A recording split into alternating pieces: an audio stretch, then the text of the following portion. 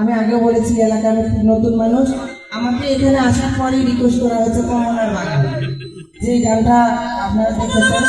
তো আসলে প্রথমে একটা নাচের আসন না রেখে ওদিকে যাওয়া যায় না, তো আমি আমার মন থেকে চেষ্টা করেছি, তারপরে আপনাদের মতো করে চেষ্টা করবো।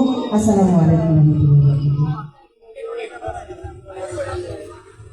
যাই হোক, এ পর্যায়ে গানে শুনবো কিছু পাগল লিটন কইবা পাগল লিটন।